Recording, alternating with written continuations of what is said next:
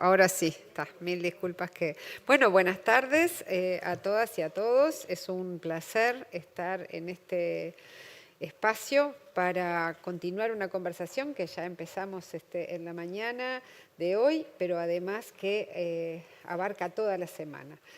Felizmente estamos en una semana donde nos vamos a estar encontrando en muchas instancias y hoy es una de las tantas, así que bienvenidos y bienvenidas a este momento.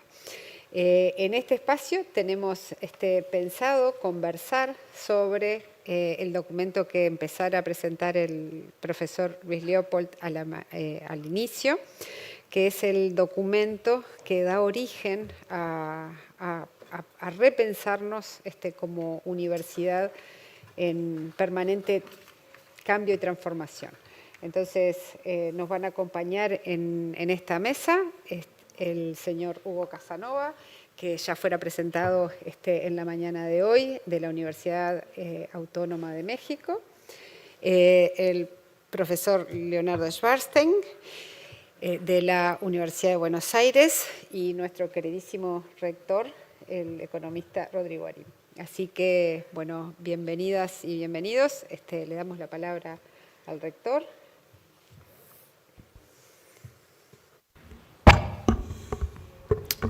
Antes que nada, buenos días y disculpen los planes de cambio de planes que hubo que instrumentar en el día de hoy. Creo que el prorector Luis Leopold les informó las razones. La idea original era que estuviéramos presentes en la apertura hoy temprano y hubo, producto de un hecho importante para Uruguay que implica el avanzar en términos de verdad sobre el terrorismo de Estado que azotó al país en la década de los 70 y comienzo de los 80, y la aparición de los restos de uno de los detenidos desaparecidos en Uruguay que fueron finalmente velados y homenajeados en la Universidad de la República. Tuve la necesidad de hacer este cambio de horarios en mi presentación el día de hoy. Voy a comenzar con una aseveración y una premisa. La primera aseveración, yo diría, para ser contundentes, es que la gestión, posiblemente en todos los ámbitos de la vida pública, pero en particular en la vida universitaria, es esencialmente una cuestión política. No hay capacidad de instrumentar espacios de políticas que vayan al encuentro de las grandes funciones que tenemos las universidades si no entendemos que la gestión es una dimensión que requiere una elaboración política, una instrumentación política, un diseño político y un seguimiento político. Ahora voy a intentar avanzar en las implicancias que a mi entender tiene esta aseveración. La premisa,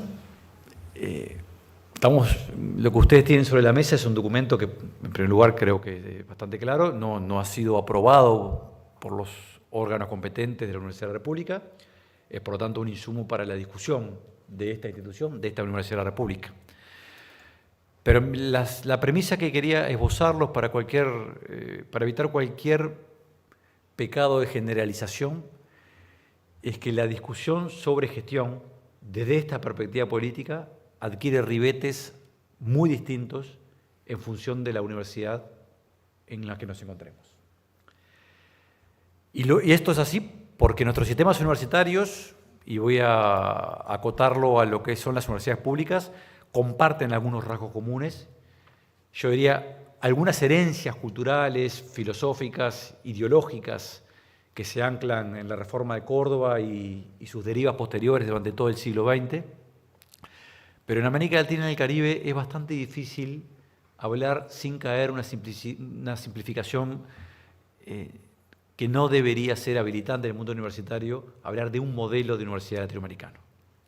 En todo caso, podemos, en la mejor de las hipótesis, hablar de una familia de modelos universitarios inspirados en historias comunes y un conjunto de valores que sí articulan algunos de los funcionamientos universitarios básicos de nuestras instituciones en la región y que nos diferencian de otras instituciones del mundo. ¿Por qué lo digo esto? Porque aquí hay colegas de dos países de la región, algunos con los cuales compartimos algunas características relevantes, como es el caso de Argentina, de nuestros sistemas universitarios, y México, que tiene otras características distintas, ¿sí? Pero podemos ir al encuentro de otras realidades. Si uno mira, por ejemplo, Brasil, lo que encuentra es un sistema de universidades públicas, a veces federales, a veces estatuales, que fundamentalmente atienden formación de élite y un mecanismo de generalización de la educación terciaria y superior que está sostenido en instituciones privadas. Ese modelo es similar al que uno encuentra en Chile, desde el punto de vista de la generalización de la educación terciaria. Es distinto al que encuentra en Argentina, donde hay, si uno lo ve en términos de grandes números, el porcentaje de estudiantes universitarios que están insertos en universidades públicas andan en torno al 80%, un algoritmo parecido al que tenemos nosotros, pero en una constelación de universidades públicas en Argentina, ¿sí? Entonces, y a la misma vez los modelos de financiamiento son muy distintos. Posiblemente el modelo brasileño, el modelo argentino, el modelo uruguayo tienen un elemento común muy relevante, entiendo que el modelo mexicano también, que es un financiamiento a las instituciones. El modelo chileno, herencia de la dictadura, tiene una forma de funcionamiento que está centrado en el financiamiento asociado a la demanda, o sea, el financiamiento de las universidades públicas chilenas, las privadas también, públicas chilenas, está en particular calzado con lo que son las cápitas que recibe del Estado o directamente a través de las matrículas que cobran, ¿sí?, de los estudiantes. Donde estamos hablando, más del 80% del financiamiento de las universidades públicas chilenas tiene estas características. Esto lo señalo porque no es lo mismo hablar de pensar una reforma en los modelos de gestión en un contexto de una universidad que opera en un sistema universitario público preponderante, en un contexto de una universidad que opera en un sistema en donde lo público y lo privado tienen roles distintos, se distribuyen un segmento importante de la cantidad de estudiantes y de la actividad de investigación, más en general, ¿sí?, o en una universidad como la nuestra, que representa por sí el 80% de toda la matrícula universitaria del país, ¿sí? Entonces, me parece que esto es importante entender que si bien podemos tener hasta objetivos políticos comunes, las trayectorias políticas para construir y moldear una gestión que sea funcional a esto son distintas. Y en esto llamo la atención, no voy a hablar de Argentina porque están atravesando momentos un poco complejos, donde la coyuntura inexorablemente fagocita cualquier mirada en largo plazo pensando en otras direcciones. Pero si uno ve las discusiones que hoy están atravesando los colegas chilenos, son de naturaleza muy distinta y que son muy relevantes y muy ricas, muy distintas a las que nosotros estamos planteando en este documento, por ejemplo, ¿sí? Entonces, esto simplemente para tener, por un lado, un gramo importante de modestia, de pensar los alcances relativos de un documento de las características que nosotros estamos planteando en la Universidad de la República, y simultáneamente un enfoque más de corte casi que epistemológico. Pensar transformaciones no se piensa en abstracto, se piensan en el contexto social e institucional particular donde habitamos las organizaciones, en este caso las universidades. Pero volviendo a lo que es mi primera aseveración. La gestión es sin duda, y creo que se ha reconocido por todos, un elemento extremadamente importante de la vida institucional. Y de hecho, parte de nuestras fortalezas, y esto estoy hablando de la Universidad de la República, tiene que ver, por ejemplo, con el grado de profesionalización que tienen algunas áreas de la institución que nos permiten y nos brindan tranquilidad en el funcionamiento, yo diría, cotidiano de la institución, ¿sí?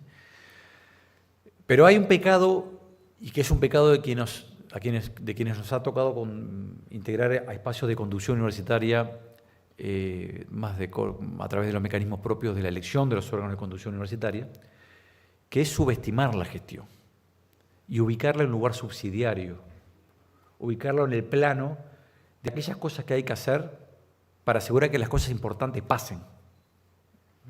Y por lo tanto, ubicarlo muchas veces en el plano, mi impresión es que muchas veces es tácito, no es un discurso explícito, porque cuando hablamos en términos explícitos se suelen reconocer algunas de estos ribetes. En el plano de, esto se puede sostener, dicho de una manera un poco genérica y burda, con una buena burocracia weberiana, en el sentido bueno de la palabra burocracia que usa Weber, ¿no? O sea, de darle continuidad institucional a las organizaciones, cosa que es extremadamente importante, extremadamente importante.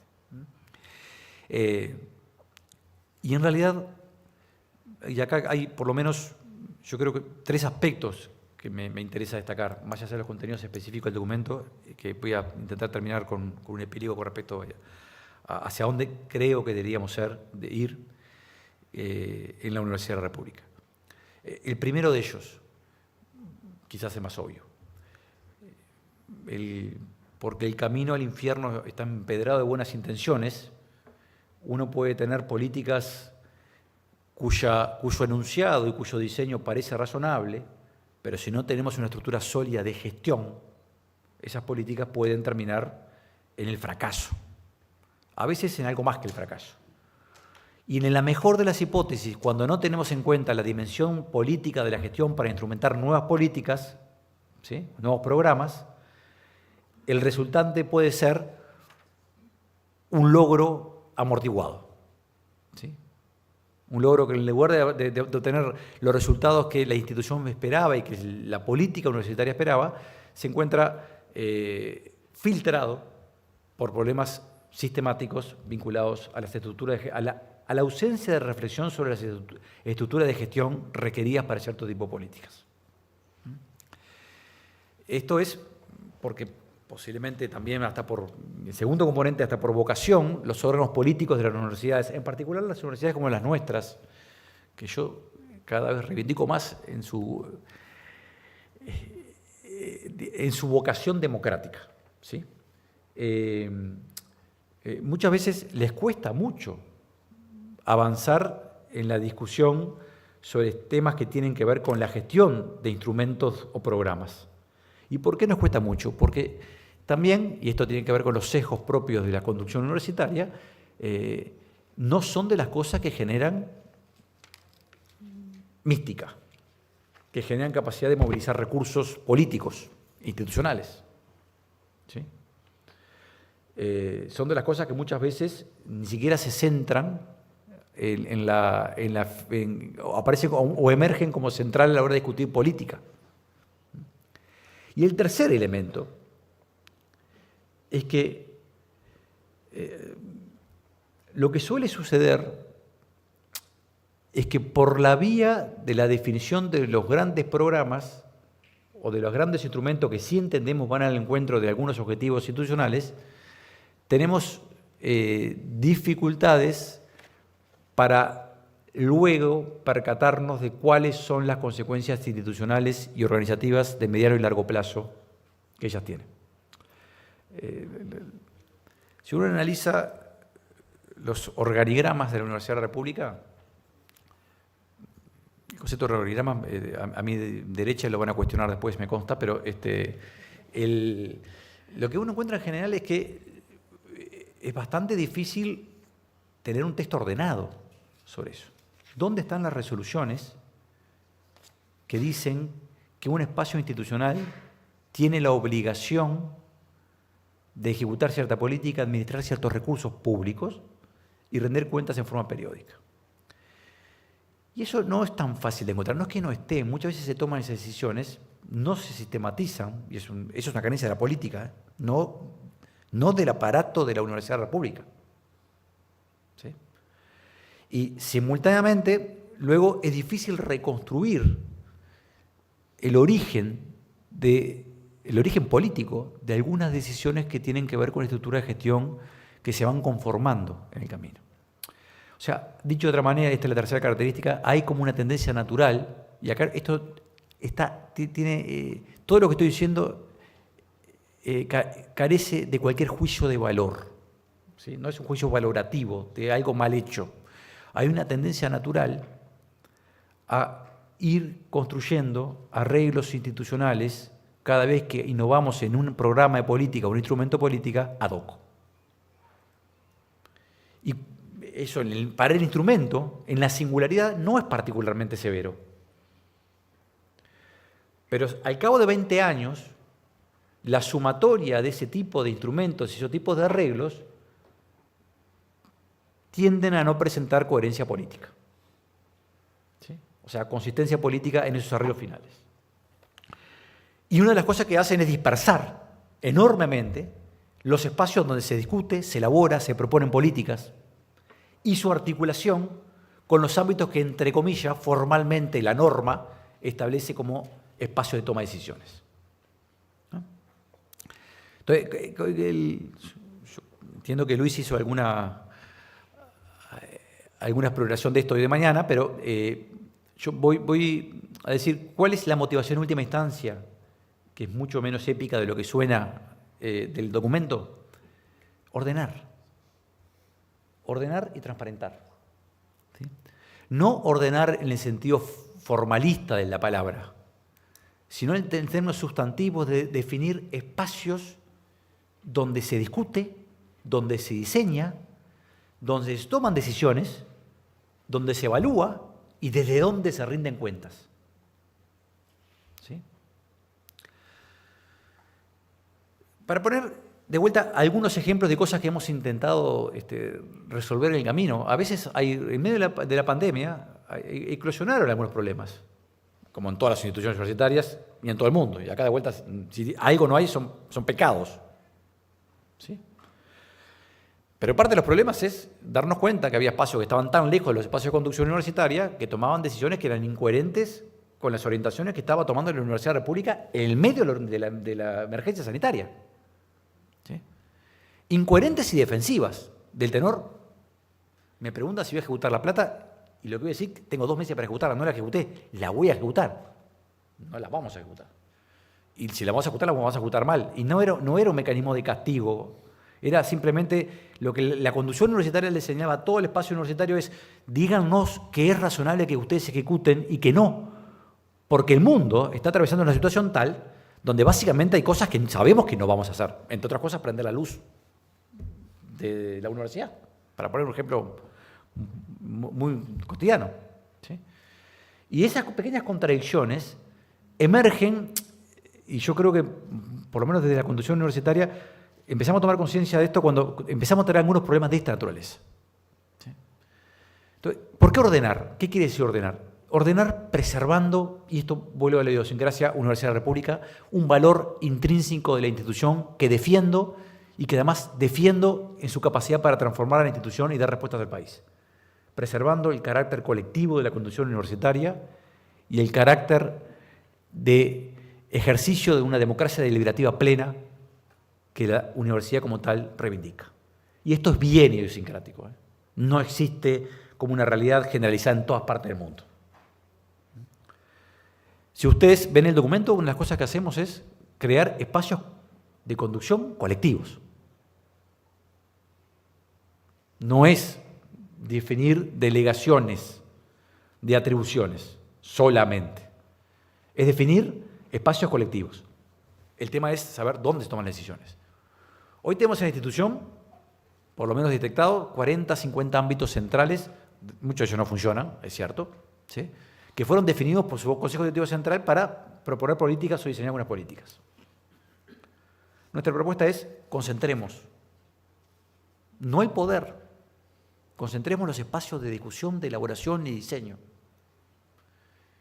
Y tomemos el criterio que no haya ninguna política universitaria que no tenga una referencia clara en este tipo de espacios.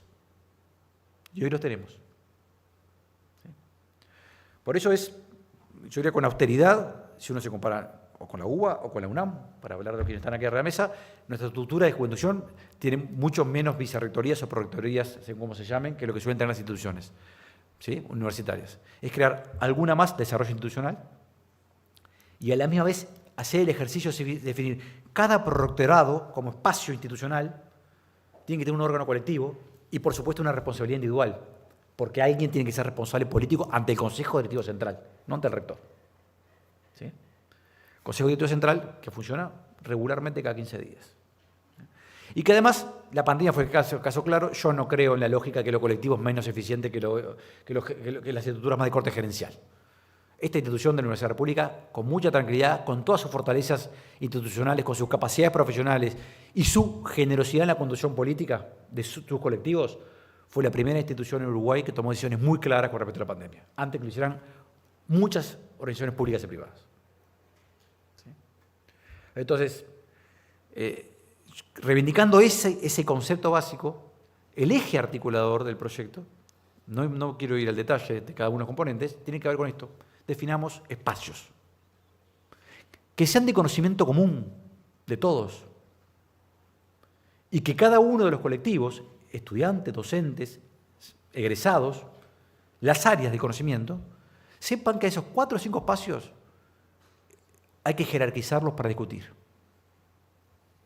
Cuando los colectivos saben dónde se discute y dónde se toman decisiones, la participación se sostiene en el tiempo. Cuando lo que hacemos es dispersar espacios de resolución, lo que termina pasando es que hay, participación de bajo nivel, de baja articulación con los colectivos de origen, o sea, quienes delegan la responsabilidad, y una lógica también en donde en esos espacios discuten aquellos que tienen un interés muy directo, cosa que es válida, en el área que se está discutiendo. Entonces también dispersamos, disgregamos y dificultamos también hasta el seguimiento de los procesos de toma de decisiones. Siempre pongo el mismo ejemplo, está acá Alba Porrini, pero el órgano creado por el Consejo Directivo Central, que tiene un funcionamiento que es un relojito, es la Comisión Programática Presupuestal. ¿Sí?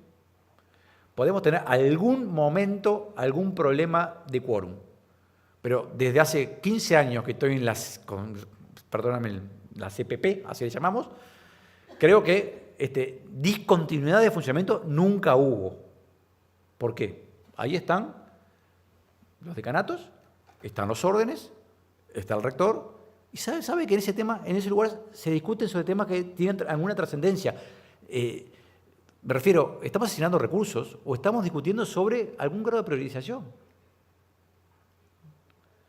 Entonces, ese es el plano, y sobre todas las cosas, y lo que no suele suceder, ese ámbito en particular, es que vaya al Consejo Directivo Central y el Consejo Directivo Central desautorice lo que sucede en este ámbito.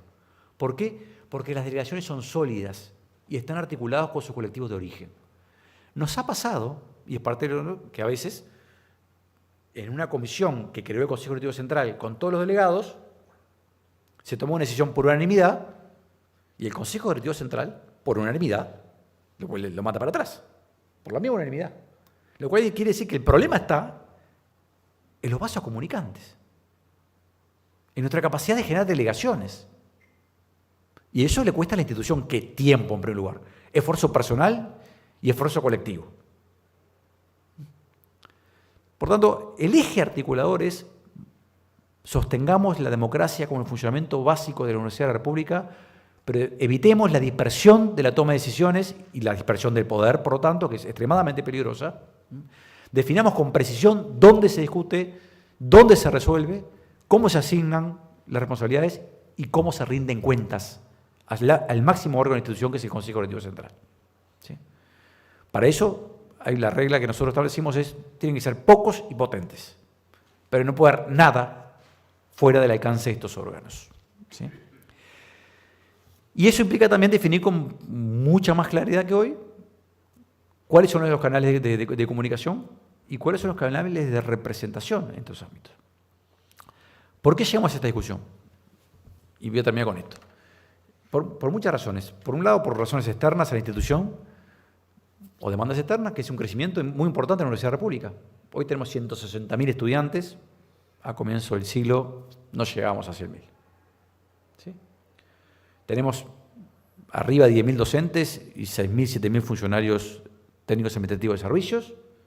Tenemos un despliegue territorial impensable hace 20 años atrás, con la complejidad que implica tener nuevas instituciones con respecto a eso, nuevos espacios organizativos con respecto a esto. Tenemos muchas más carreras de grado y de posgrado de las que teníamos esos, y muchos más espacios de investigación y de extensión. Esa complejidad que es un logro de la Universidad República, también tensiona la vida institucional. Hay cosas externas, mayor demanda para ingreso a la Universidad República, y hay decisiones buenas que tomó la Universidad República, pero que hoy hacen que las estructuras que tengamos ya no sostengan una institución con esta complejidad, que es distinta a la que teníamos hace 20 años, con esa amplitud, que es distinta a la que teníamos hace 20 años, con esta dispersión territorial y con esta necesidad también de vincularnos con otras instituciones dentro y fuera del país. Es siendo, como seguimos siendo, la única, no la única, la universidad pública, yo diría que casi que por definición del país. ¿Sí? Por supuesto que está la UTEC, que es una socia directa, pero funciona en los márgenes de la Universidad República.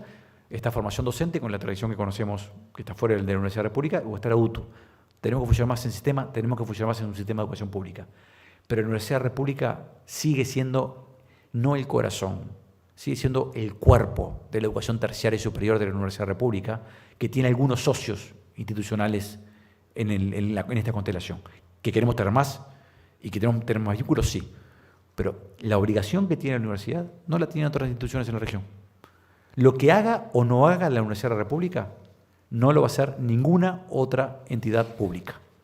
Y esa es una singularidad del Uruguay. Por lo tanto, desde ese lugar estamos convencidos que los logros del pasado y las presiones de la sociedad nos obligan a repensarnos en arreglos institucionales que jerarquicen la gestión bajo un criterio básico que es preservar la democracia, preservar lo colectivo y preservar sustantivamente los procesos de discusión deliberativos que son lo que le dan riqueza en última instancia a nuestra vida institucional. Muchas gracias.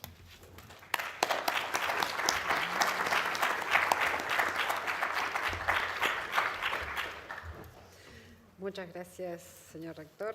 Le damos la palabra al profesor Hugo Casanova. ¿Vas a poner el video otra vez? No, la presentación.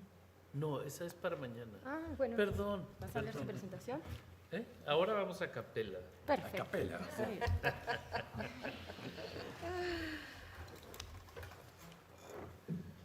Bueno, pues muchas gracias al rector por su presentación, por sus reflexiones, que me parece que nos revelan una mirada pues más política, que va más allá del documento, lo que aquí nos ha comentado el rector, y nos ilustra de cuál es la intencionalidad. Como les había comentado quienes estuvieron en la primera parte, que yo tenía la difícil misión de hablar en 2 turnos del mismo tema. Entonces, en la primera parte me arriesgué con un bonito video que les hizo que se olvidaran de lo demás. Y era una estrategia perfectamente calculada. Y pude transmitir y decirles desde dónde les hablo. Y esto, pues, la verdad es que me gustó mucho, además las preguntas fueron muy interesantes. Ahora lo que haré es la tarea, lo que me mandaron hace unas semanas a Ciudad de México, el documento de que han presentado la nueva gestión para una universidad en movimiento, y les diré algunas de las reacciones que me ha generado. En primer lugar, sí quisiera repetir que mi visión es pues necesaria e inevitablemente externa, foránea.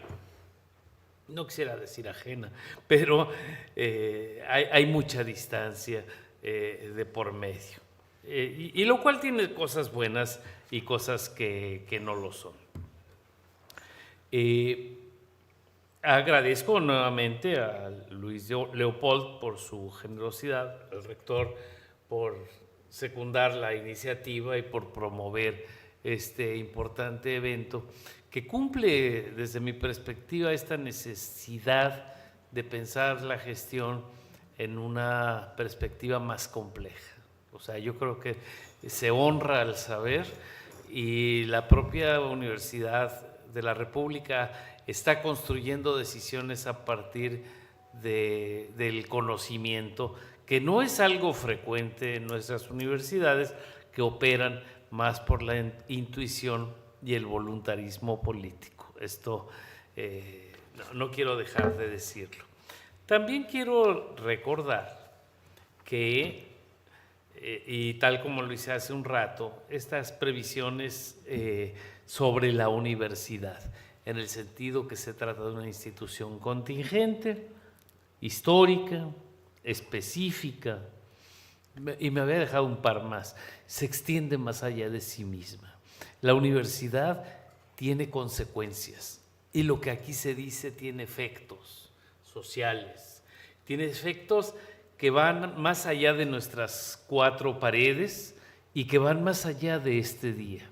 O sea, lo que aquí se dice tiene una relevancia cuando ustedes terminen, cuando esto acabe y ustedes vuelvan a sus universidades y a sus países, van a llevar ecos de lo que aquí se dice.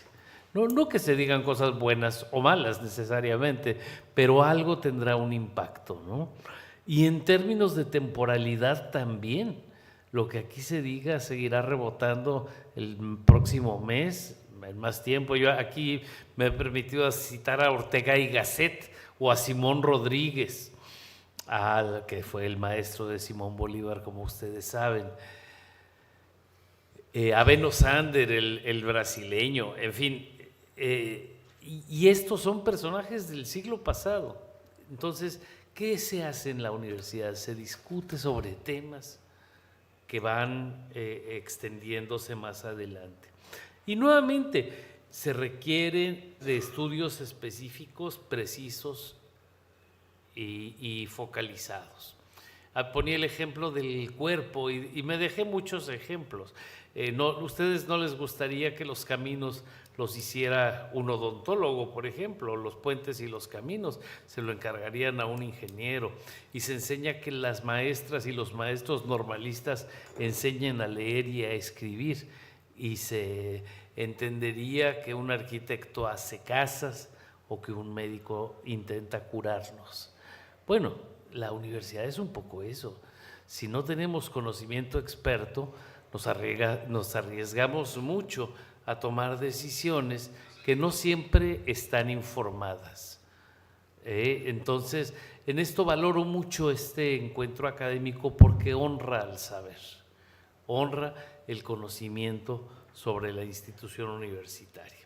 Bueno, el documento es un documento muy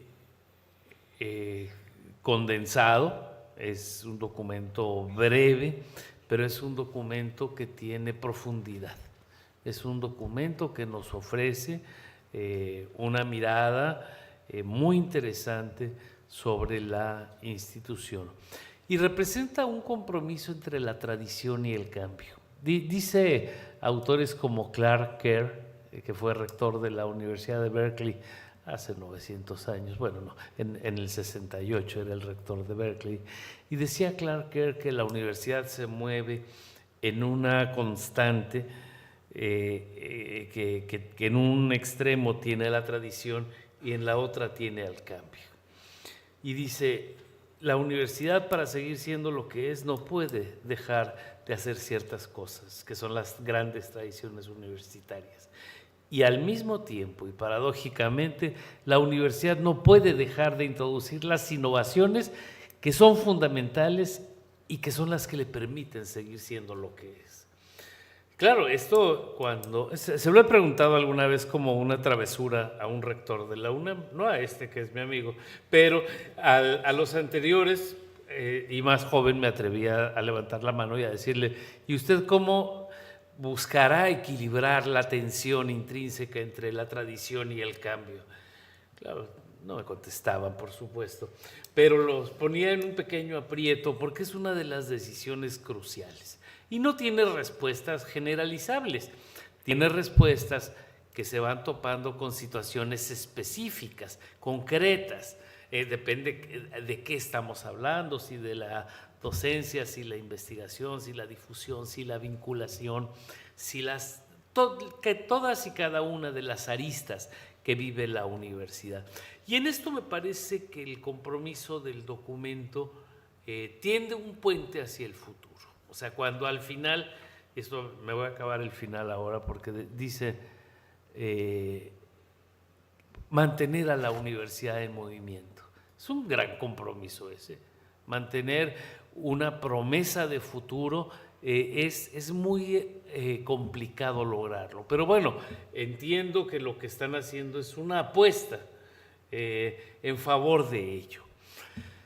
El documento, y ya ha dicho el rector, tiene una intencionalidad claramente política y me parece que esto trasciende lo que les decía al mediodía de la dicotomía entre política y administración. El documento reconoce la tarea de la gestión como un elemento, como que tiene un componente político. Y me parece que también honra la idea del saber. Esto me parece que es muy importante. Hablan de manera, en la parte introductoria, de la operación expansiva. Este fenómeno ha sido característico de la administración pública en América Latina bajo el nombre de incrementalismo. O sea, a lo que se tiene siempre se le pone un poquito más. Esto probablemente tiene un sentido positivo, pero en algunos casos puede llevar a repetir incluso problemas, a ponerle un poquito más de complejidad a un problema que ya se tiene. Y esto me parece que está bien identificado y que busca esclarecer dónde hay espacios críticos que hay que componer de acuerdo con el documento. Una idea del documento también es el de no tener aspiraciones totales. Dice el documento que aspira a cambios acotados en el ámbito unipersonal y colegiado de la UDELAR.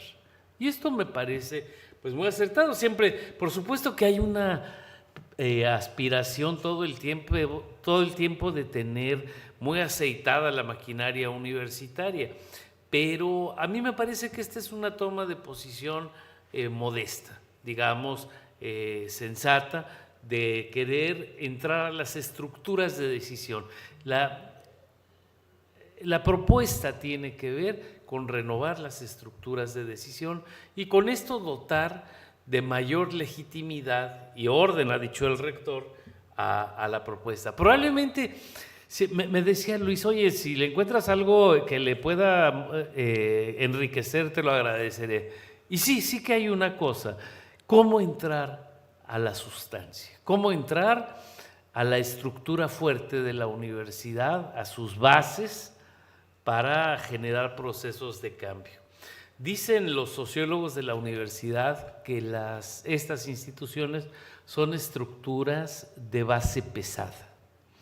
De base pesada quiere decir que lo importante ocurre en la base, no en la cúspide, con perdón del rector y del cuerpo directivo, sino las cosas importantes ocurren en el aula, en los laboratorios, en las tareas sustantivas de la universidad. Bueno, esa es una pregunta. ¿Cómo buscamos que estas aspiraciones de renovación en el ámbito de las decisiones impacten el fondo?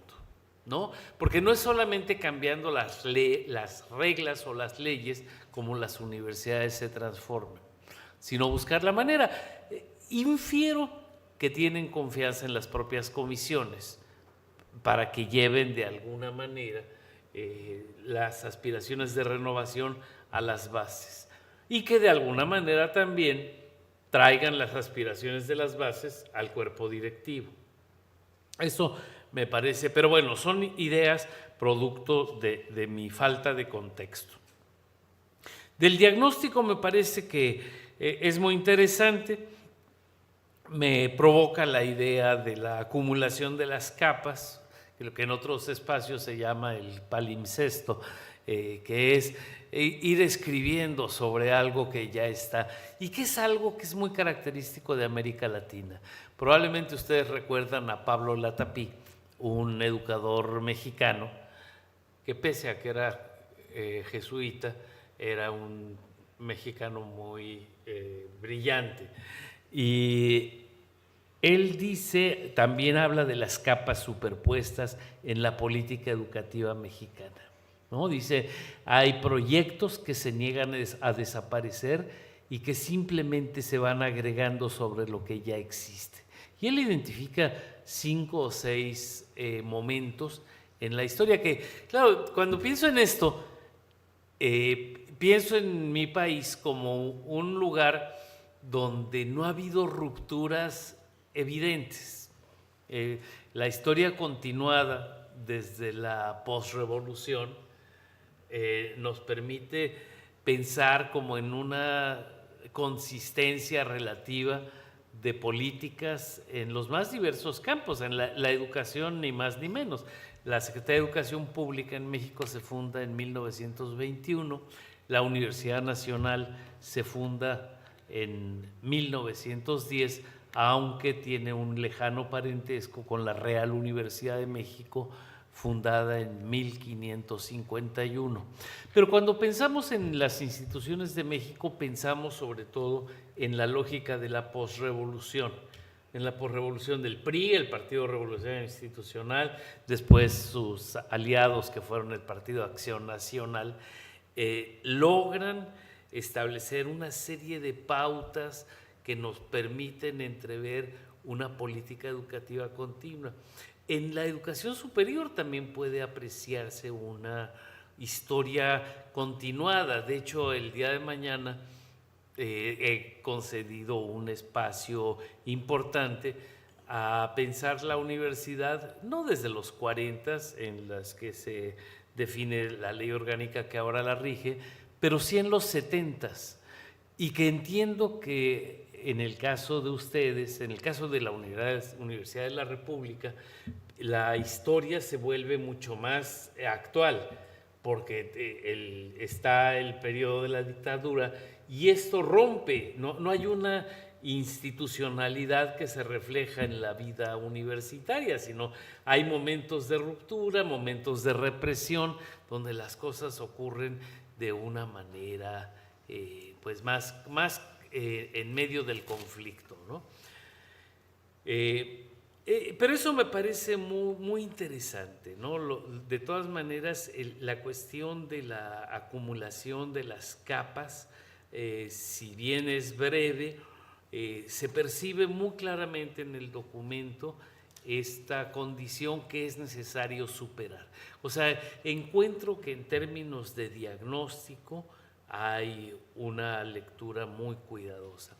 En el punto de la organización, donde vienen los organigramas, me ilustró mucho ver las estructuras que existen en universidades cercanas.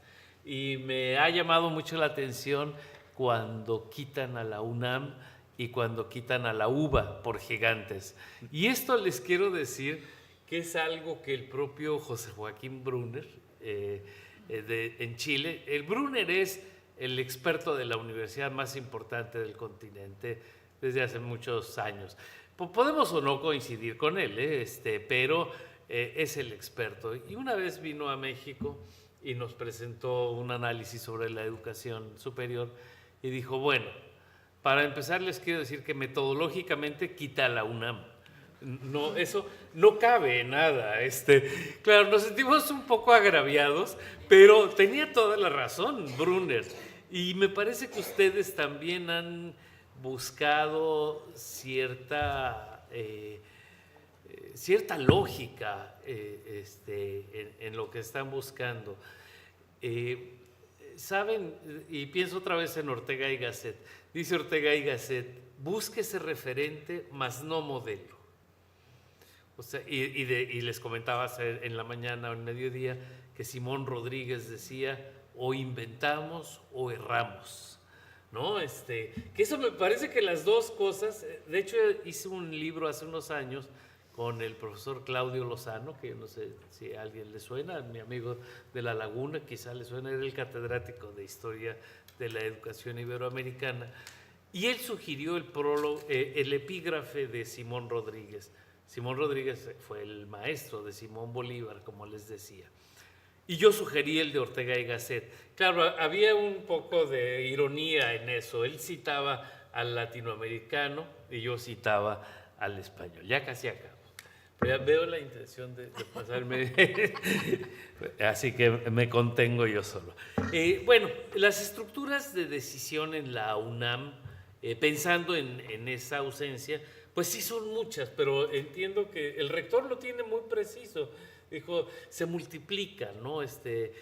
La universidad, eso no se lo digan a nadie, la Universidad Nacional de México le viene haciendo un esfuerzo como el que ustedes están haciendo.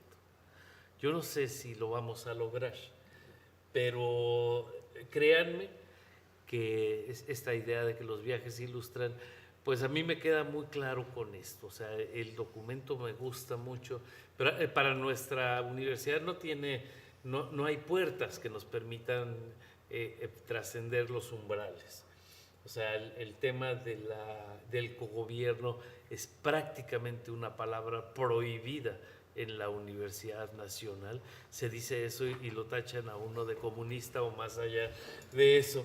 Y hay que decirlo con mucho cuidado. La renovación integral de la institución, y mañana hablaré de eso, es algo que está pensando el rector Lomelí, que el rector lo vio, platicó de eso.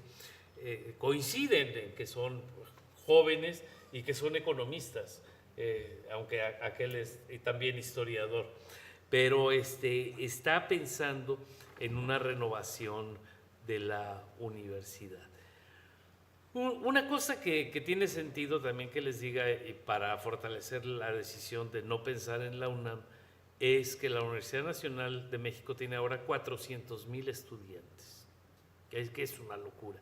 Claro, 100,000 son de lo que llamaríamos pregrado, de bachillerato, pero pertenecen a nuestra comunidad.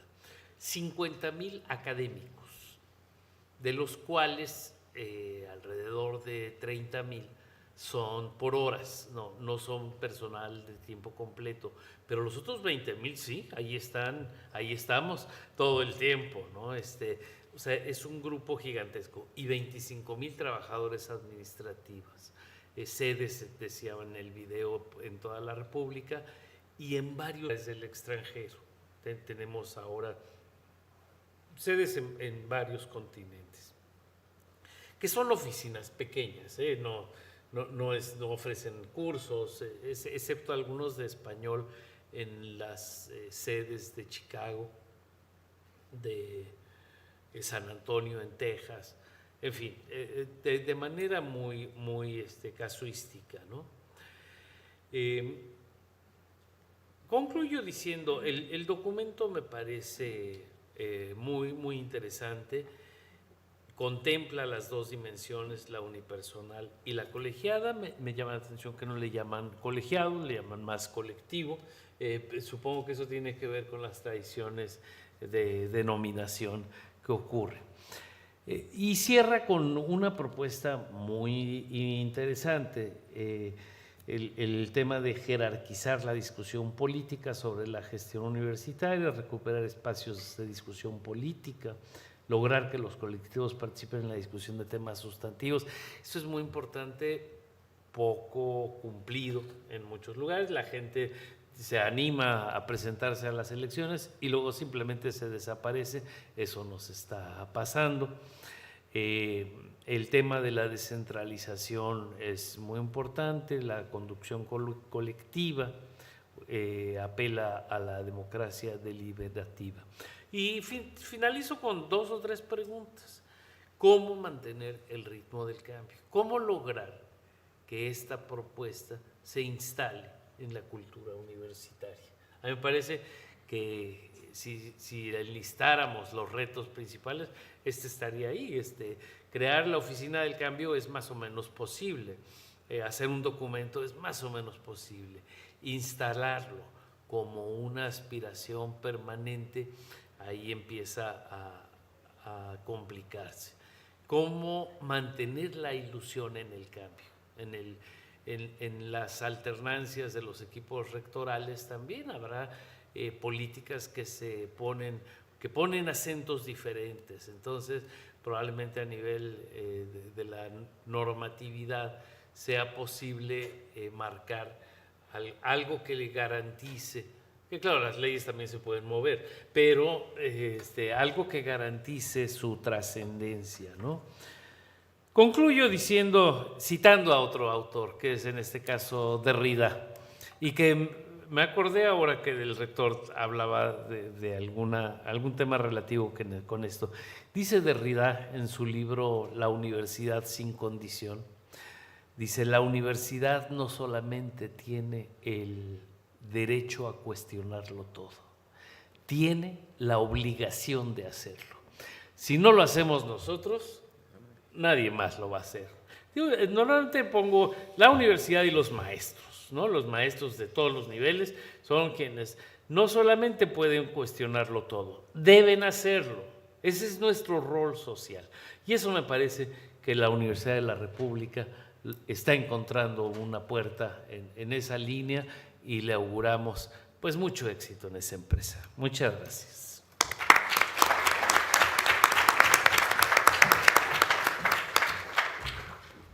Bueno, muchísimas gracias, profesor. Ahora le vamos a dar, siguiendo con el exterior,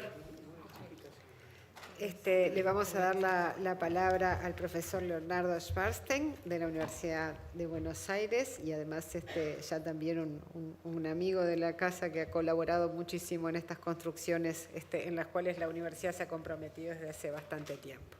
Bienvenido, profesor.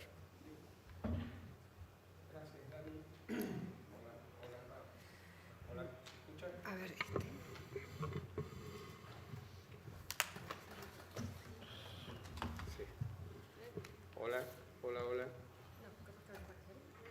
Hola.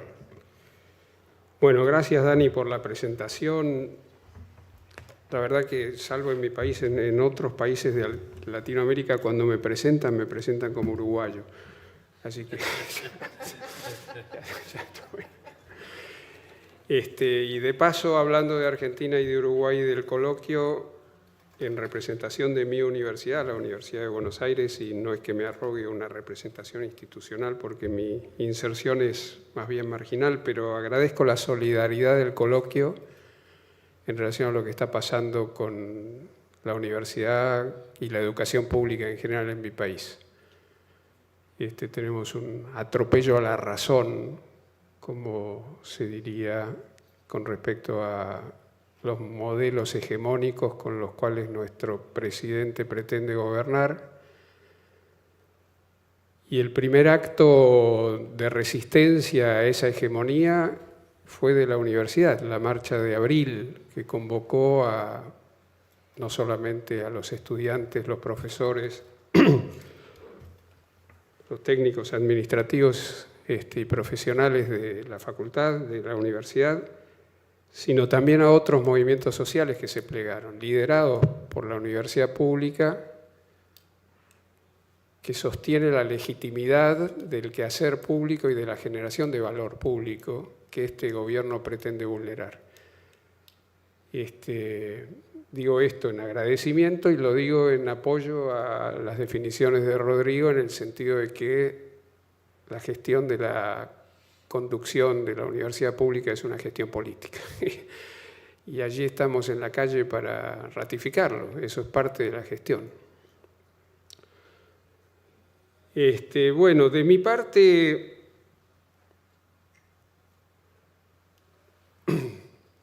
vamos a ver si tengo, es desde aquí, ¿no?, que lo manejo. O sea que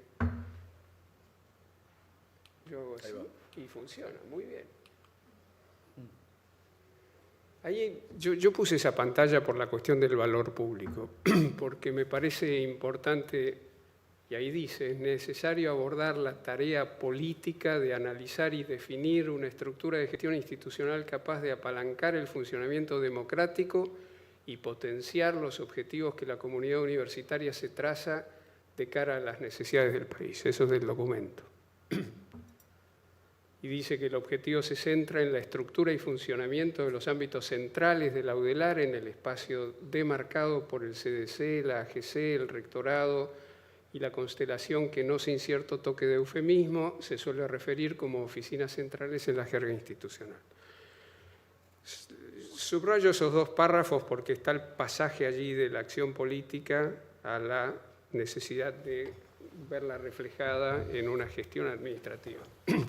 Y de ahí la caracterización. Hoy Luis a la mañana hablaba de, lo tengo anotado en alguno de estos papeles que se me desordenaron, burocracia profesional, innovación y política.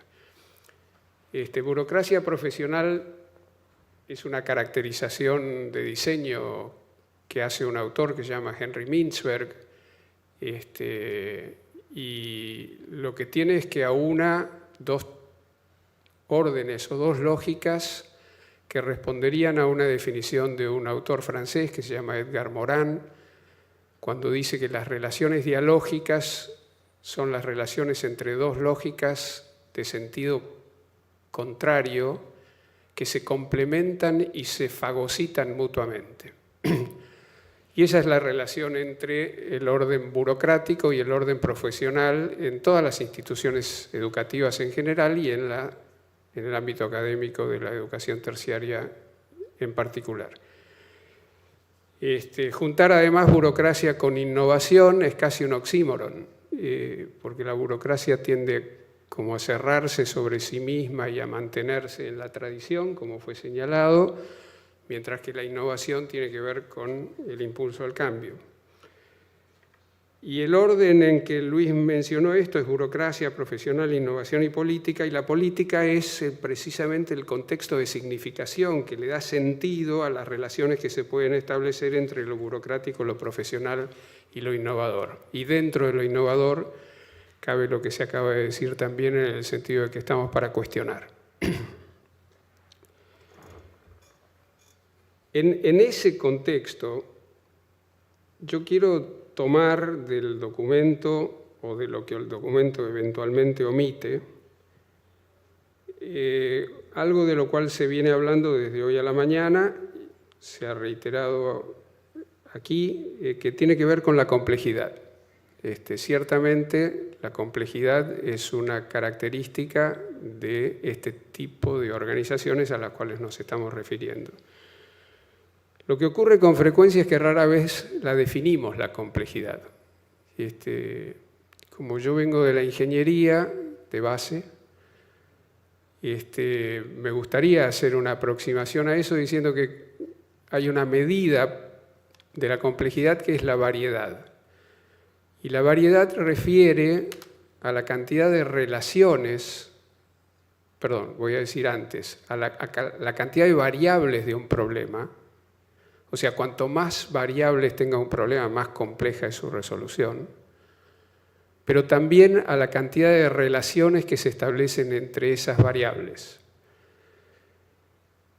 Y no solo son muchas las variables de la gestión universitaria, sino que son muchas más las relaciones que se establecen en esas variables, entre esas variables. Y de allí que lo que ocurre es que, si encuentro la pantalla, esa pantalla, lo que tienen ustedes allí a la izquierda es la cantidad de comisiones que el documento cita en algún momento de su funcionamiento, y lo que tienen a la derecha es el intento de representación en la propuesta de cómo deberían funcionar para abordar la gestión política que Rodrigo pone como imperativo, en el sentido de que la racionalidad política es inexcusable para la gestión de la universidad pública. Entonces, hay un brusco cambio entre la descripción que tenemos a la izquierda y la representación que tenemos a la derecha. Y eso marca de alguna manera, y este va a ser mi punto, la insuficiencia del organigrama en principio como modelo representacional. ¿Cuáles son las variables para darle nombre, digamos, y especificidad a esto de la complejidad en el ámbito de las universidades públicas? Bueno, primero, rasgo de la universidad en general, es educación de adultos. Hay un salto cualitativo desde la educación de pregrado a la educación de grado, en el sentido de que nos estamos refiriendo a la educación de adultos y que muchas veces lo que ocurre es que la escolarización de los dispositivos en las universidades tiende a generar conductas también, respuestas también escolarizadas. Y la universidad no es una escuela. Primera reflexión, educación de adultos es una variable a resolver desde un punto de vista de estrategias pedagógicas y dispositivos didácticos. En segundo lugar, nos estamos refiriendo a universidades públicas y gratuitas. Otra complejidad, porque dentro de esto de lo gratuito, que viene adosado casi a lo público, por lo menos en Argentina y en Uruguay, lo que tenemos es una autonomía universitaria, pero no una autarquía presupuestal. Y, de hecho, lo que se está discutiendo en este momento en mi país es la ley de financiamiento educativo. La marcha es porque el financiamiento educativo que se propone es absolutamente insuficiente para el normal funcionamiento de la universidad. Esto trae una complejidad adicional, que las universidades públicas han salido a buscar formas de autofinanciación. Y esas formas de autofinanciación, en algunos casos, como lamentablemente ha sido la facultad donde yo trabajo, generan cierta perversión de los sistemas en el sentido de que esas financiaciones empiezan a repartirse entre los amigos y aparece una lógica del lucro que está reñida con la lógica de la generación de valor público y de lo gratuito de nuestra universidad. Y eso es una complicación importante en ausencia de autarquía presupuestal. Son sistemas débilmente articulados. Hay un autor, Carl Weick, que los llamó anarquías organizadas. A Weick le gustaban mucho los oxímorones, como ustedes podrán apreciar. Y de allí han derivado algunos modelos que yo voy a hacer una presentación, por lo menos gráfica, entre ellos uno que se llama organización caórdica, que como ustedes notarán es un intento de síntesis de esta tensión y contradicción, caos y orden. Bueno, voy a referirme a ese modelo más adelante.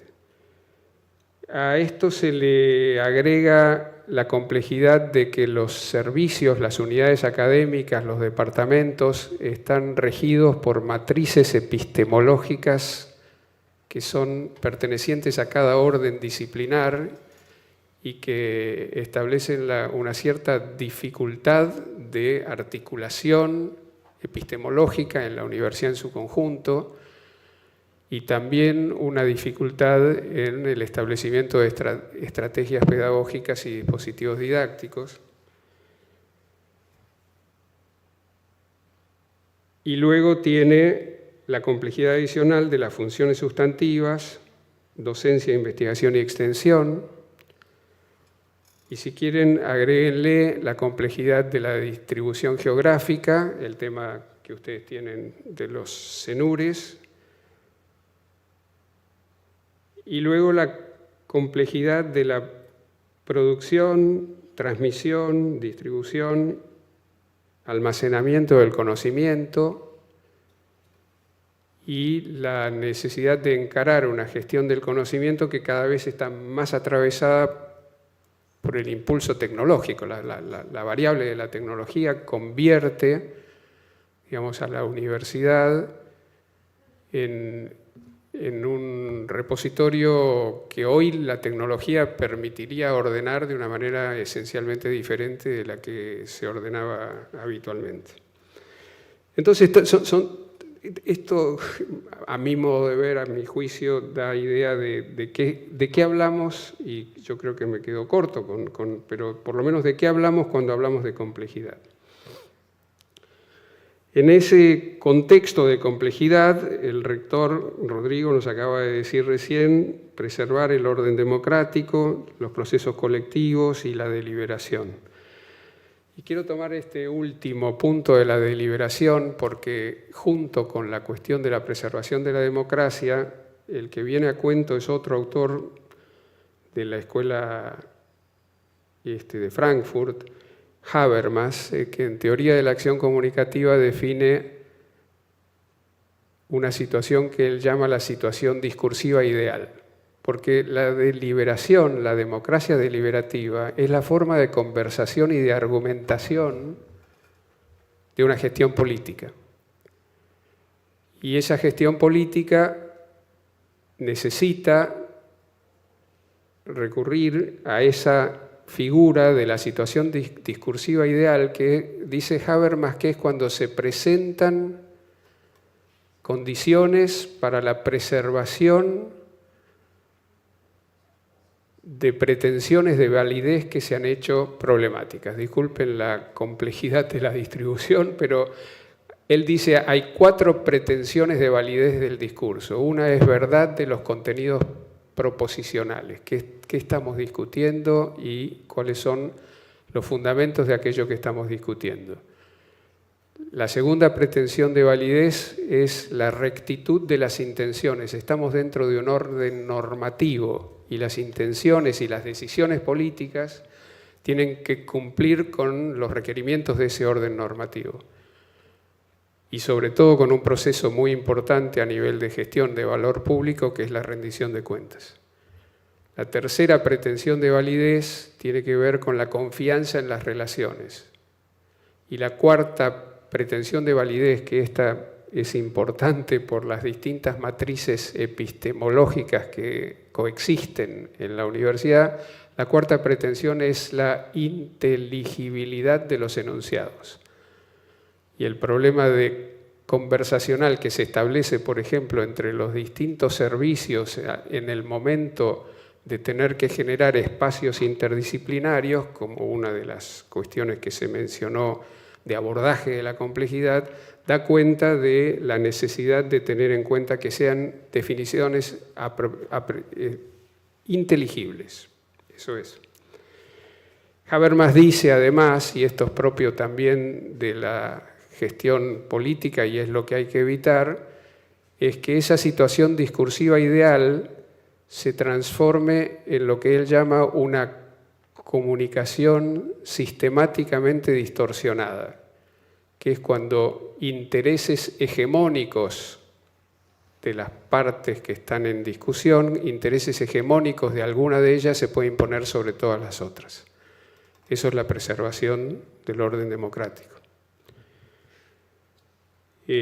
Cito esto porque me parece que tiene mucho que ver con la gestión política. En cuanto a los modelos representacionales, yo voy a hacer una crítica primero, si cabe, y un elogio después del organigrama como modelo de representación de la organización. La crítica, digamos, parte básicamente del hecho de que el organigrama, primero, solo nos muestra órdenes de relación verticales. El organigrama no sirve para órdenes de relación transversales u horizontales. De hecho, por ejemplo, los enures, la racionalidad geográfica, introduce la lógica de la organización matricial, pero la organización matricial no tiene representación en el organigrama común. Entonces hay que empezar con las líneas de puntos, con las líneas oblicuas, con las líneas, en fin. Esto es, está más orientado el organigrama a identificar las variables de la complejidad, que serían los raviolitos que representan cada uno de los espacios, pero no tiene la capacidad de representar las relaciones. O sea, tiene más una representación de lo que sería, haciendo una analogía médica, la anatomía, pero no puede tomar la fisiología, la forma, el modo de funcionamiento.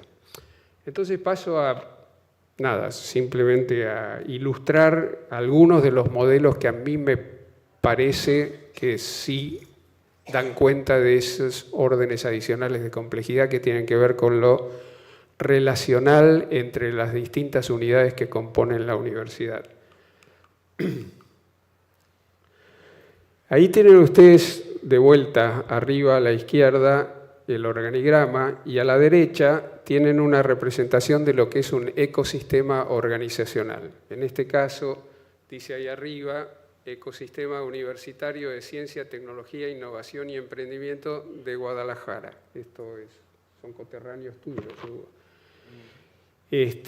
Como ustedes ven, esa representación de la estructura tiende a parecerse a un organigrama. Está cooptada la representación del ecosistema por la representación de un organigrama. Pero tengan en cuenta que cada una de esas cosas que están allí son de órdenes completamente diferentes. Allí dice ITT, que supongo yo que deberá tener con tecnología, núcleos de excelencia, grupos de investigación, instituciones de distinto orden que deben tener que ver allá con innovación y con desarrollo, empresas dentro y fuera de los tecnosistemas o algo por el estilo, que dice, hoy día, para la universidad en particular y para muchas organizaciones en general, me parece a mí que es inexcusable una mirada ecosistémica. El ecosistema, yo siempre hago la analogía del ecosistema con las constelaciones. Uno mira el cielo, a mí que me cuesta identificar a veces las figuras, me dicen, mira, allí está Orión, ¿ves ahí el cinturón, el arco, la flecha? Yo lo veo. ¿Está ahí o está en la mirada del observador? Está en la mirada del observador. Hoy día, una gestión política en la universidad es una forma de construir una mirada ecosistémica, porque no se puede hacer política mirando el ombligo de la universidad, sino que cada vez más la conectividad que se nos impone, la necesidad de transparencia y apertura nos llevan a las interdependencias y a la interoperabilidad con otras organizaciones con las cuales la universidad colabora, como colegios profesionales, como ministerios, otros organismos del Poder Ejecutivo, etcétera, etcétera. Entonces, primera representación que convendría visitar en algún momento sería la representación ecosistémica. ¿Cuál es el ecosistema que quiere construir esta gestión política?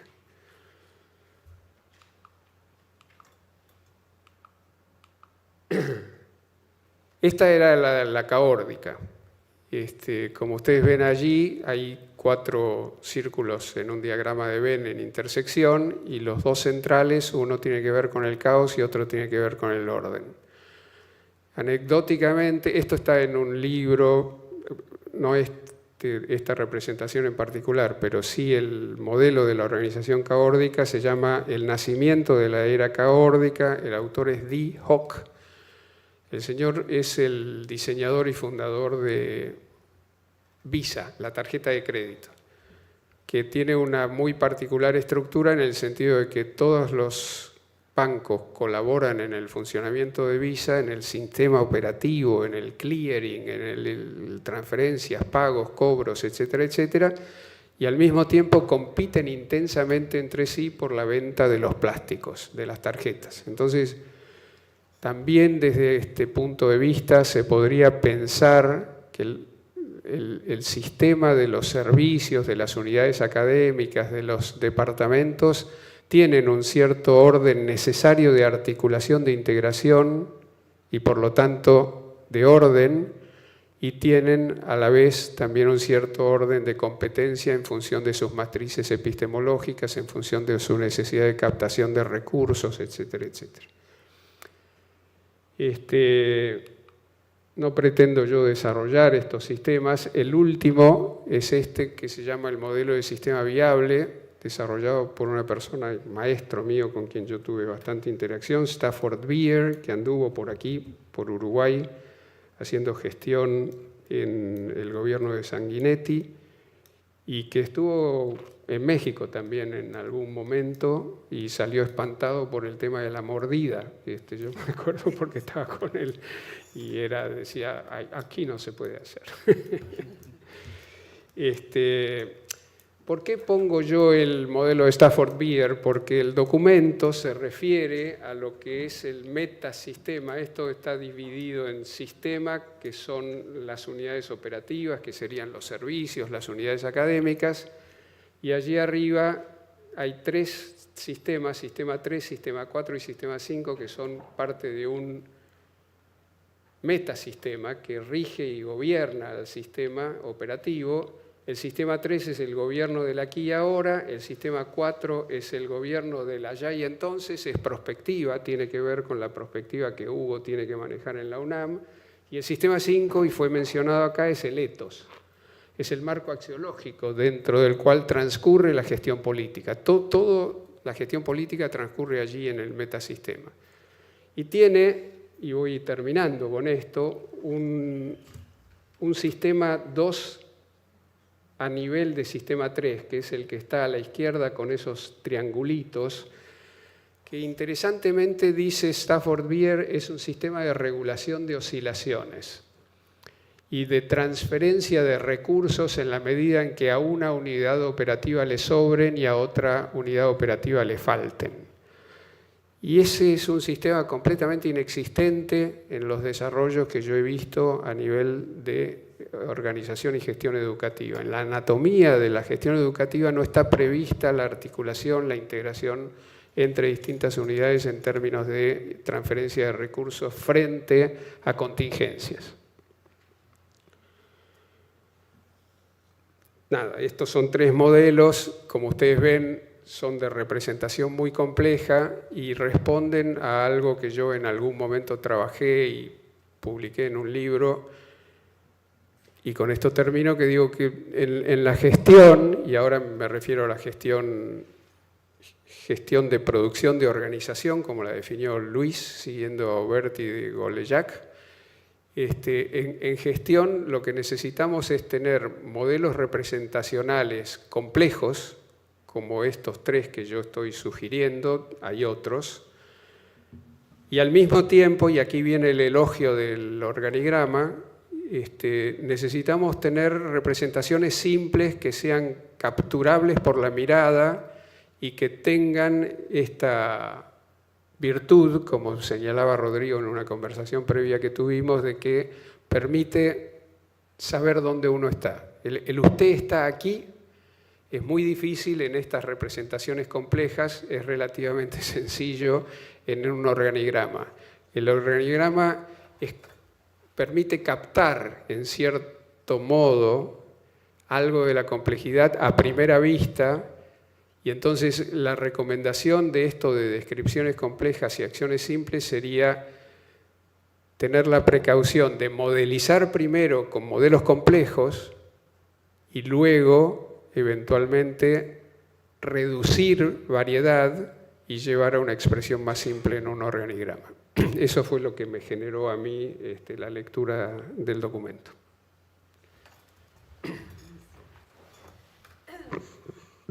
Bueno, ya ahora en el cierre, y bueno, ahora me tocaba a mí, que soy de la parte interna, así que le damos las gracias al profesor Schwarstein. ¿Tenés ahí No, esto, nada más. Y ahí algunos comentarios. Yo voy a tomar la decisión de pararme, ¿no? De quedarme sentada así, mirando y compartiendo. ¿Micrófono? El micrófono, sí. ¿Dónde está? Había uno por acá, pero se lo está.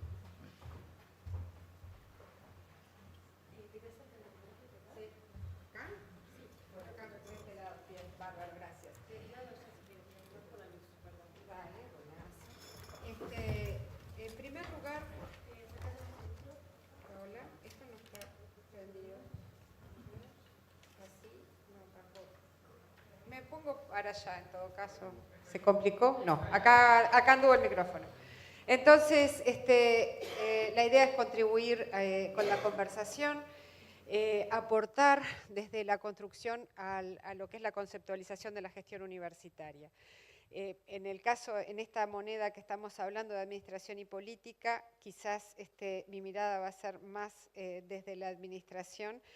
Vengo y me conocen desde el posgrado de transformación de la Facultad de Ciencias Económicas, que tiene y forma parte de las primeras jornadas de gestión universitaria, ahí cuando venía Etkin a la Intendencia de Montevideo, que decía, es importante incluir la dimensión del poder a la hora de gestionar las organizaciones. Y ese poder, no entendido desde la lógica de la dominación, sino entendido desde la lógica de la producción. El poder político entendido desde la posibilidad que genera como transformador de las organizaciones. Entonces, es desde ahí, es desde la administración, es desde esta mirada del poder productor y es pensando en que cada una de las construcciones que hacemos aporten a este futuro posible que estamos imaginando juntos. Entonces, me gustaba recordar esto que trae Gareth Morgan de las imágenes de las organizaciones y recordar dos en particular. Una, las organizaciones como sistemas políticos que ponen de relevancia el poder, el conflicto, la necesidad de gestionar los intereses divergentes de los miembros de una organización, la importancia que tiene incluir el cómo nos organizamos, cómo, qué poder le damos a cada una de las partes interesadas a la hora de la toma de decisiones y cuáles son las estrategias que en definitiva utilizan los individuos para influir en las decisiones y obtener los beneficios. Y sumarle a esta imagen de las asociaciones como sistema político, la otra imagen de las organizaciones como instrumento de cambio y transformación, que es algo de lo que se ha traído acá. Y destacar de estas imágenes la capacidad de innovación, la adaptabilidad, el impacto social que generan y lo relevante que son para ser agentes de cambio. Ahora, en esto, y ahí teníamos esta retroalimentación entre las organizaciones como sistema político y las organizaciones como agente de cambio y transformación. La importancia de comprender que si bien en la actualidad las presiones que tiene el contexto han aumentado a la ruta de la gestión como una cuestión más formal, que esto ha derivado en que probablemente la eficacia de la gestión esté más de la mano del área ejecutiva que del área deliberativa, es importante retomar, y el documento lo hace, y lo hace con rigor, y lo hace con claridad, el camino de mejorar la capacidad política que tenemos como universidad. Y en ese sentido me parece que el documento jerarquiza la política y el gobierno, pone foco en lo que es el rediseño, la reagrupación y la jerarquización de los espacios y pone foco en avanzar en diseños flexibles. Y ahí me parecía importante algo que se viene hablando acá, que es hacer democracia. En América Latina tiene varias experiencias en las cuales hacer democracia no es simplemente educar. Falta, y en ese sentido creo que es parte de lo que nos debemos, entrenar la reflexibilidad. Entrenar la capacidad que tenemos como sistema para examinarnos a nosotros mismos, para ser conscientes de nuestros procesos y para modificar nuestros comportamientos. Y eso que es la política también se aprende, a gestionar el poder también se aprende. Y eso que hoy por hoy es necesario transmitirlo a todos los estamentos de la universidad. Hablaban recién que muchas veces nos animamos a presentarnos a las elecciones, pero después dejamos vacíos los espacios. Y mucho de esto tiene que ver con que no tenemos y debemos incluir la formación en el cogobierno, la formación en gestión universitaria y académica, la facilitación de esos espacios de construcción colectiva, la gestión del conocimiento institucional y el énfasis en las metodologías que debemos trabajar. No es sostener la democracia, no es simplemente trabajar en los órganos en el diseño de los órganos de gestión, sino también preocuparnos por cómo vamos a hacer que las personas trabajen en esos sistemas y tomen las decisiones que tienen que tomar basadas en los datos que tienen que tomar. Entonces, en ese sentido, por ahí me parecía que era importante destacar el rol también transformador que tiene este documento. En términos, el otro aspecto del documento que me generó disonancia fue el tema de la mención del campus Luis y Janicki como instrumento de innovación institucional, que recibe unas funciones y una estructura más indicativa de un campus de convergencia o de articulación o integración. Entonces, pienso que como la universidad ha trabajado en lo que es la adhesión a modelos a distintos modelos, ¿no? Tanto en términos de calidad como de géneros, también tendríamos que entrar en adherir a modelos de innovación, a diagnosticar los niveles de madurez a nivel de los distintos servicios para la innovación y establecer los incentivos para tener un modelo de universidad más comprometido socialmente. En definitiva, y hablando, ya cerrando, el documento logra transmitir en forma eficaz y eficiente el diagnóstico organizacional y las orientaciones de diseño. La comunicación fue clara, respetuosa de las diferencias y orientada a cada una de las audiencias, y en ese sentido han venido trabajando en muchísimos espacios. La visión el sentido del cambio ha permeado la estructura que se pretende cambiar, incorpora el rigor, la claridad y la evidencia que exige la lógica académica. Porque eso también me parece destacable. Entendemos la dimensión política de la gestión, pero también hay una dimensión académica que nos atraviesa y nos hace lo que somos. Los órganos de decisión entiendo que han avanzado en el sentido establecido y es probable que en los próximos meses se aprueben los cambios propuestos en relación a la enseñanza, extensión e investigación.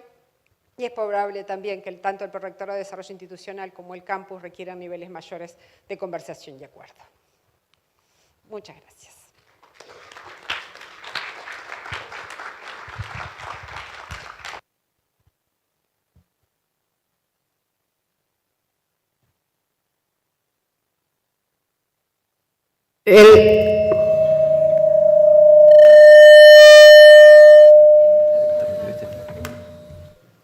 Bueno, despedimos al rector que se tiene que retirar y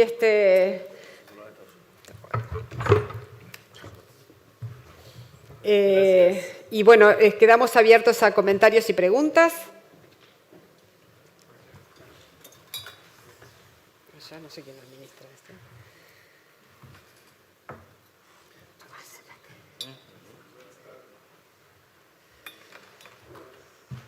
Alô? Agora sim, para despertar aqui. Buenas tardes, buenas tardes. Bien, muchas gracias, felicitaciones. Mi nombre es Luciano Marcelino, fundador de Rectoral Board. A ver, la estrutura es fruto de la aspiración. A estrutura, não? Que queremos desenhar. E quando falamos de movimento, que aí está, não? Falamos de movimento, me parece, e isso eu queria perguntar, não, a vocês, me parece que quando falamos de movimento e já estabelecemos uma forma estrutural, me parece que arbitrária, não? Porque se propone un organigrama incluso. Me parece que el movimiento es como intentar caminar, pero con una camisa de fuerza, ¿no? El organigrama como tal, su estructura verticalizada como se ha planteado. Sin embargo, la estructura normalmente debería ser orientada a partir de una mirada de los procesos, de cómo entendemos los procesos de nuestras instituciones, ¿sí? Y los procesos, por su vez, a partir de una perspectiva estratégica, ¿no? Entonces, si miramos con la dimensión dialógica, ¿no?, que nos comentaba el profesor, me parece entonces que la estrategia orienta procesos y los procesos deveria orientar a estrutura, não?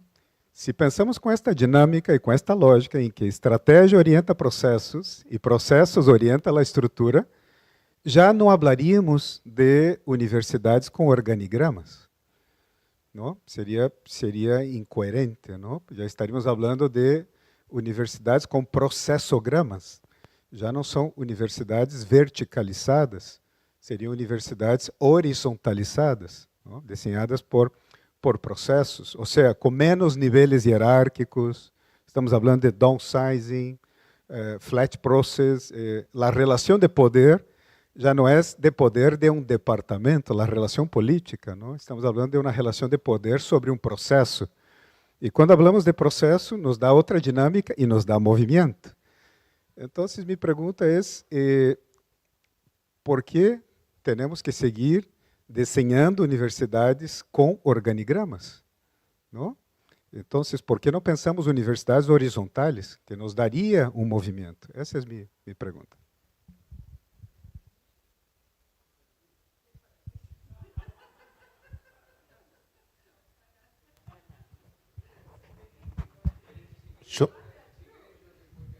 No, está bien, está bien. No, yo encantado. A ver, ¿por qué tenemos que seguir, por qué no podemos diseñar universidades en forma horizontal y por qué seguimos usando organigramas? Poder se puede. Pero eso me lleva a dos comentarios. Uno es un chiste atribuido, no sé por qué, políticamente incorrecto, a un borracho mexicano. A un borracho en una plaza perdida orinando sobre las flores. Y el guardia civil que se acerca y le dice, no se puede orinar en la plaza.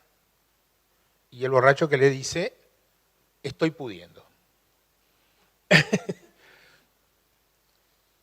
Esto sería a la inversa. ¿Podemos diseñar organizaciones, universidades, sin apelar a la tecnología? Que de eso se trata, de los organigramas. Podemos. El tema es que podamos hacerlo. Y ahí viene el segundo comentario. A ver, Rodrigo hoy fue muy delicado. Capaz que yo agregaría el tema de la propuesta es todo lo radical que podemos formularla.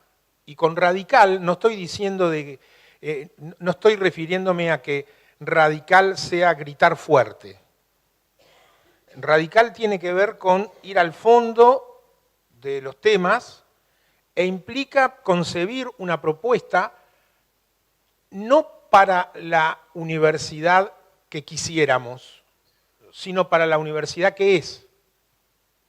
Por eso es que yo también entiendo el comentario, el elogio, digamos, de Leonardo respecto a, bueno, hay que producir una imagen, pero además porque somos una organización, también por ese modelo humboldtiano, por ese modelo francés, por ese modelo weberiano, somos una organización universitaria burocrática.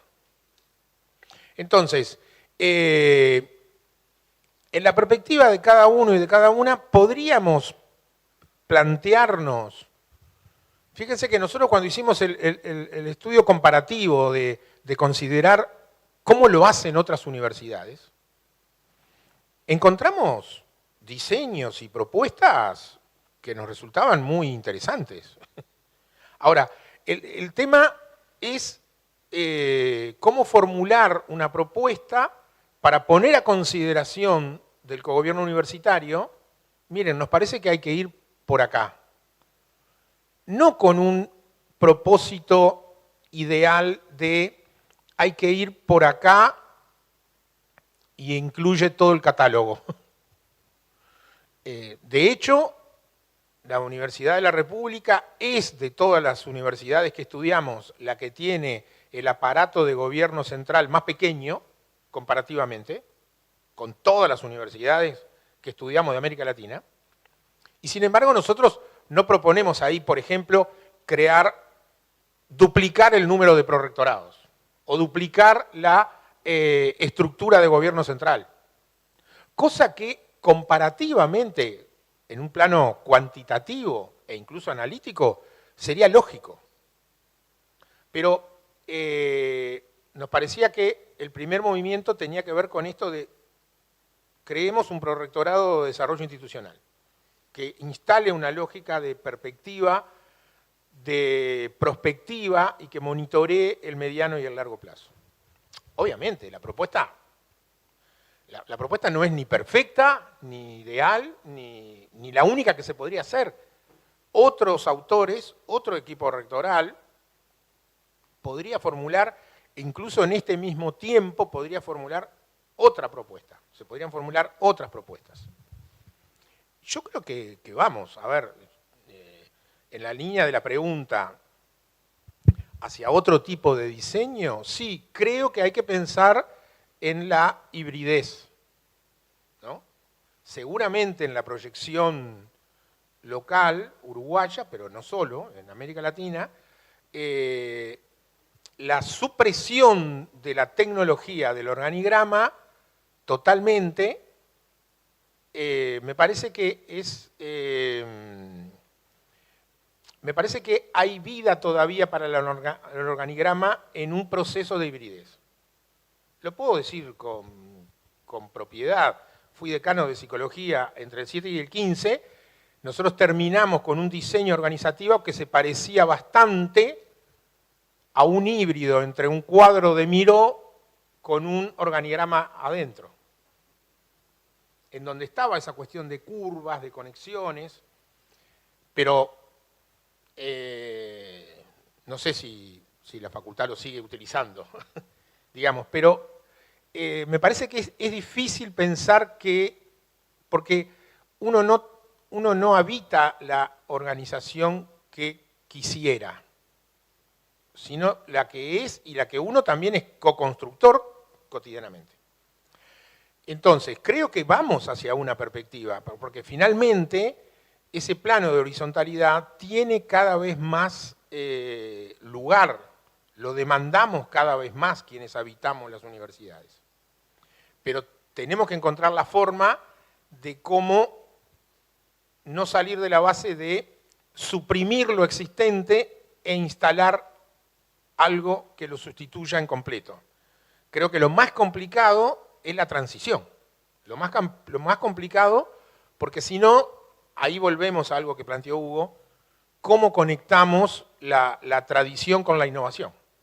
Nosotros, bueno, Rodrigo lo ha dicho claramente en varios ámbitos, no salimos de la base de que estamos, los últimos 20 años de la UDELAR, por ejemplo, no creemos que son de los peores años de la UDELAR. Es más, si eso no lo dijo él, lo digo yo creo que la Universidad de la República, en lo que va de este siglo, ha concretado una serie de transformaciones impresionantes, no para la universidad, para el país. El tema está en cómo, entonces, no salimos de la base de que es un plano de oportunidad. en función de todo eso que hemos logrado, necesitamos, entendemos, dar estos movimientos. Obviamente entiendo que se puede pensar por qué la propuesta no va por más, o por qué la propuesta no incluye otros aspectos. Es lo que pudimos.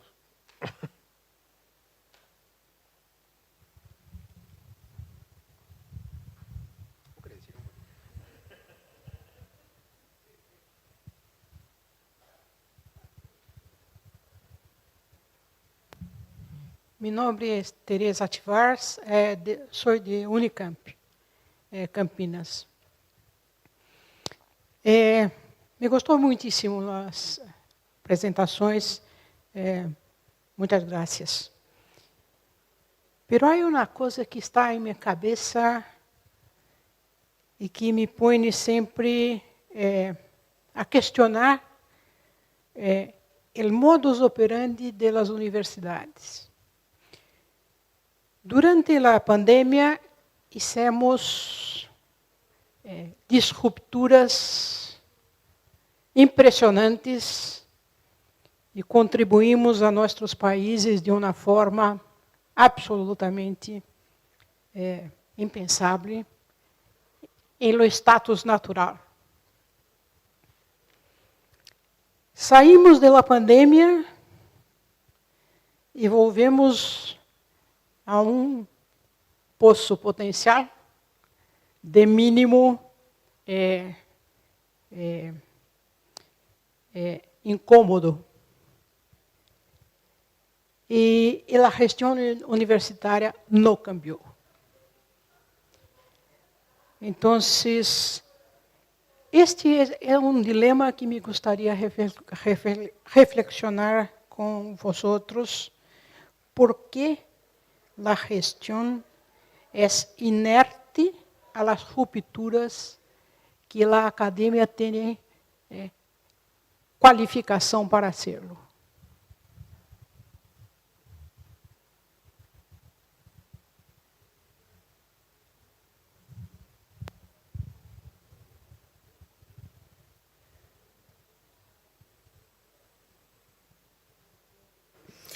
Quizás ahí tenemos, yo creo que felizmente la Universidad de la República durante la pandemia fue un lugar de muchísima creatividad, de muchísimo esfuerzo colectivo para enfrentar todos los desafíos que nos imponía la realidad.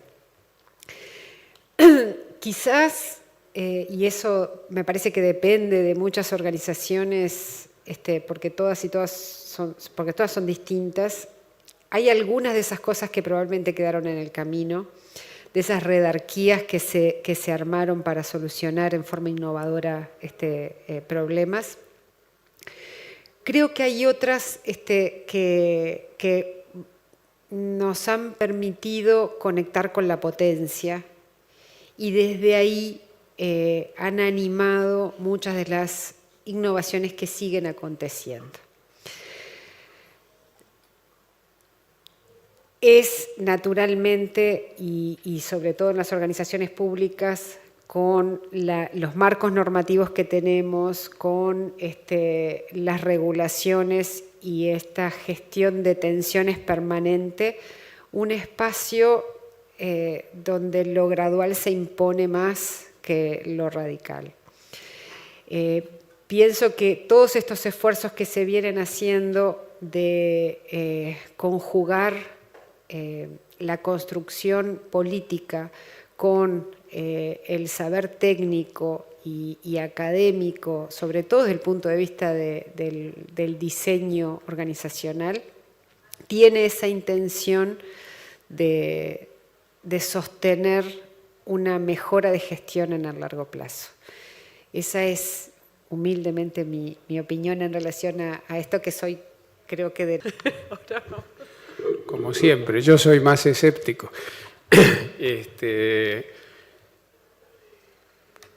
Con el debido respeto a la pandemia, Yo creo que la pandemia fue una contingencia en la historia de esta sociedad que estamos viviendo. Parecía que era el fin del mundo y demostró ser una contingencia. Contingencia en el sentido de, hay un filósofo, Spinoza, Baruch Spinoza, que dice que algo contingente es ni necesario ni imposible. No era necesaria ciertamente, pero no era imposible y pasó. Y puede volver a pasar. Hay un cisne negro. Yo creo que la burocracia a la cual te referís como refractaria a estos intentos innovadores, flexibles, es atacable desde otro concepto que es el de buropatología. Venimos haciendo implícitamente una distinción entre la necesidad de un orden burocrático weberiano porque estamos frente a un sistema de generación de valor público y por lo tanto de rendición de cuentas, y la racionalidad dominante, además de ser en la universidad pública la racionalidad política, en cualquier universidad la racionalidad dominante es la racionalidad normativa también, sobre todo asociada con los procesos de certificación, etcétera, etcétera. Y yo creo que lo que tenemos que hacer es tratar de abolir la buropatología, pero no destruir la democracia, porque a mi modo de ver sería destrucción del orden normativo que sostiene a la universidad, me parece. Bueno, si les parece, le damos la palabra al profesor Hugo Casanova y no sé si tenemos más preguntas y cerraríamos con el profesor. Sí, yo quisiera tomar la palabra muy brevemente. Yo creo que lo que nos ha planteado la profesora pues nos obliga a una reflexión sobre estos temas. A mí me parece que le cuesta mucho trabajo a nuestros decisores tomar con mayor seriedad los resultados de nuestro trabajo. Eso como una premisa de punto de partida. Pero hay una paradoja y que tiene un poco que ver con lo que dice el profesor que me precedió. No ocurre siempre de la misma manera. Fíjense ustedes, ¿cómo salimos de la pandemia? Los problemas de la pandemia, ¿cómo lograron ser superados? Por el conocimiento y sus instituciones. De hecho, la única institución que tuvo una respuesta efectiva al problema de la pandemia fue la institución universitaria y de investigación. Esa fue la que nos sacó del aprieto, si no estaríamos en nuestras casas todavía esperando que alguien inventara la vacuna o estaríamos con cubrebocas. Y 2 años después parece que no hubo nada. Entonces, ¿dónde se resolvió esto? En las instituciones donde se construye el conocimiento. En muchos lugares, ¿no? En los Estados Unidos, en Inglaterra, aquí tenemos una división pues, muy natural. Los países más ricos que han dedicado más recursos a la investigación son quienes lograron plantear salidas posibles. Nuestros países hicieron esfuerzos. Los mexicanos hicimos, bueno, yo no hice nada, pero bueno, hicieron una vacuna que anda por ahí circulando. Los cubanos hicieron un esfuerzo, una vacuna que nadie se pone en México. Nos donaron muchas vacunas y no genera, yo no sé si por temas ideológicos o por simple descuido, pero en fin, lo que quiero poner el acento es en que en el saber y sus instituciones fue la única salida certera y racional a un problema de gran calamidad. Luego hay paradojas. El Plan Nacional de Desarrollo de México, que es nuestro instrumento de gobierno programático, no preveía ninguna situación de riesgo. En un país donde hay terremotos casi cada día, chiquitos y medianos y grandes, no hay una política de atención a las situaciones calamitosas. Ahora me parece que ya están un poco más concienciada el mundo de la política, pero en nuestras universidades necesitan tomar medidas al respecto, como instituciones, ¿no? Necesitamos generar respuestas que prevean